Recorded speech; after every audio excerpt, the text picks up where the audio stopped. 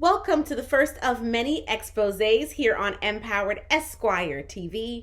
In this series, we will discuss the social phenomenons and legal loopholes that we are all unfortunately forced to live in. Be sure to drop below in the comments any recommendations you have for this series. And now, for the main event. Exposé number 1. Umar Johnson will never stop.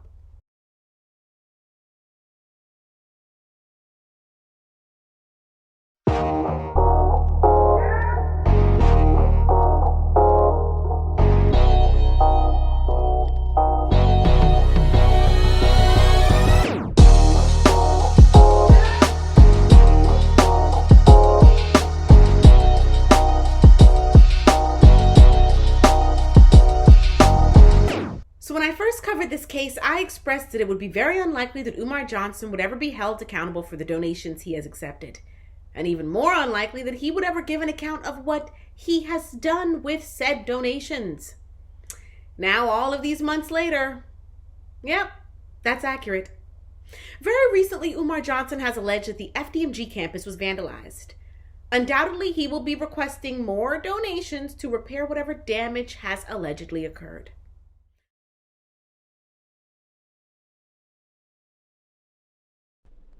Dirty, dusty, degenerate Donald Murray vandalized the FDMG campus last night. He broke security cameras, doorknobs, and stripped coverings off the windows. Police have been notified, and he will be arrested the very next time he's seen on campus. If any of you see this bum on or near our campus, please text Dr. Umar or immediately call the police. We will be pressing charges. Commercial vandalism is a felony crime. We will not be letting this one slide. It's just crazy because this is all allegations, all alleged. You don't know if he did it or not. This could be another money grab tactic gimmick, and we're going to show proof of that because there was a situation that happened last year. See, remember, it's revolving doors with Umar. It's repeated situations. I find this the opportune moment to ask, when will people get tired of this? I mean, have they not grown sick and tired of hearing the litany of excuses as to why this school concept has yet to come to fruition? As I have said on numerous occasions, you can give your money to whatever you like. But understand that giving your money to some causes is really akin to throwing it in the trash can. That's garbage. That's total garbage. Umar Johnson will not have to pay back the donations he has received. And this will continue as long as people continue to run them donations. As I previously expressed, donations are legally considered gratuitous. Gratuitous promises and gifts are not a legally binding contract. Donations. Donations. Gifts. Gifts. Gifts. More gifts. More gifts. Donations. No wonder Umar Johnson loves them. It is widely held that gifts cannot be taken back. Once a gift is given, it remains given. This concept holds true in the courtroom and is most often seen when fiancés are sued for engagement rings. Usually the court rules that the ring was a gift and she gets to keep it. And now, for the coup de grace.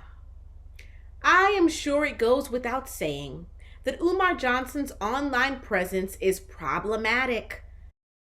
Just in case you're totally lost on this and you don't know or understand why Umar Johnson's online presence is problematic, well, allow me.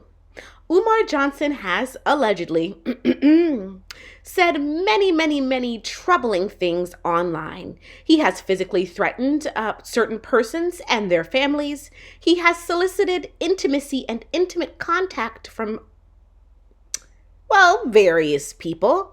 And he has even used racial and religious slurs. These things are just to name a few of his problematic presence. It creates a visible stumbling block towards the level of respectability that is typically associated with professionals in higher education. You may be thinking, so what? Well, if in fact he does endeavor to open the school, these mars on his reputation will affect the institution's ability to garner partnerships, sponsorships, and other professional relationships which typically keep a school up and running. So you are faced with a twofold problem. First, a leader who doesn't really seem interested in opening a school.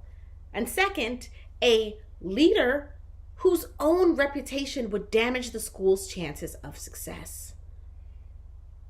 To dive deeper into this case study, let's explore how an institution of this type would normally fund its activities. Most educational institutions are funded with a variety of the following: grants, loans from banks and other institutions, third-party lending, equity partners, and venture capitalists, also known as seed funding organizations. Now, in my humble opinion, with the complexity of the idea that Umar Johnson has proposed, an investment from a seed funding organization or venture capitalist would probably be the best way to go.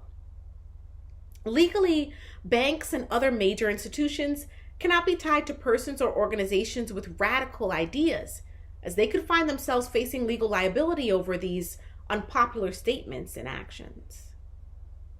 If I was a conspiracy theorist, I would say that Umar Johnson knew that such inflammatory rhetoric would render this concept highly unlikely to achieve professional funding, and thereby make this school idea even more of a source of untraceable private donations which cannot be recouped in court.